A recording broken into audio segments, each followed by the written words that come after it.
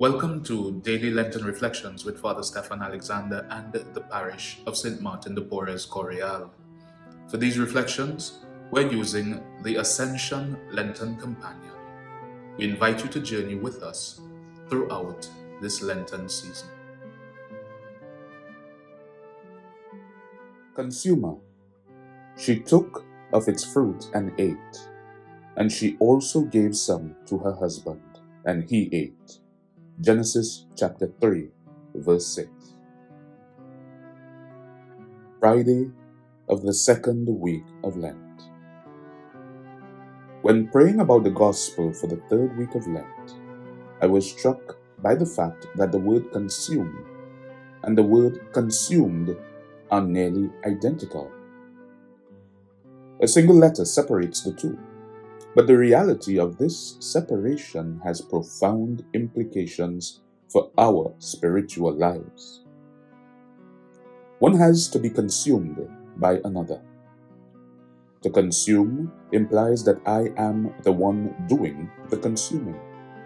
I take what I want, when I want, and how I want. I take when I am hungry to fill my most basic cravings.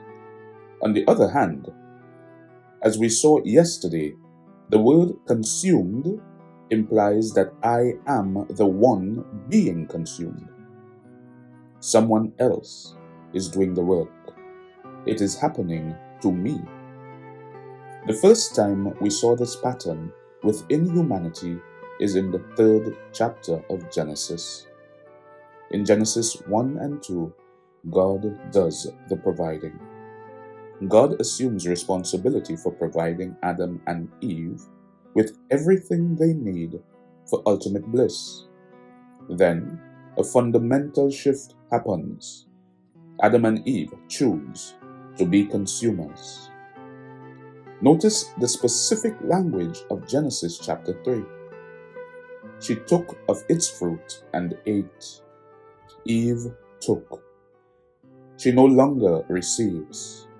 She takes. And there, in that moment, humanity is forever tempted to take, to consume what we want. There are libraries of commentaries that unpack Genesis 3, each wonderfully illustrating the dynamics laden in the fall. However, we will focus on a particular aspect today, namely, that in Genesis chapter 3, verse 6, there is a shift. Man is now the center of his life. Nothing threatens the reality of being consumed more than the temptation to put ourselves at the center of our lives. We will resist God becoming the center of our lives when we think that we need to be the center of our lives. The lie that grips the consumer mentally is not just, this will make me happy, but more so, I need to be the one who provides for my own happiness. The latter is the real lie, for it fosters the appetite to take, to consume. Without a proper understanding of God's original plan for humanity, we will look at life through the lens of the fall rather than through the lens of God's desire. In the beginning, God made Adam and Eve to receive from Him. Even though we were born after the fall, we were designed in the same way Adam and Eve were before the fall. The truth is that we were made by God and for God. We were not made to take or consume. We are His children, not merely consumers. Going deeper. Once again, read John chapter 2, verses 13 to 25. Continue to become familiar with the text. Ask yourself, what word or phrase tugs at my heart as I read?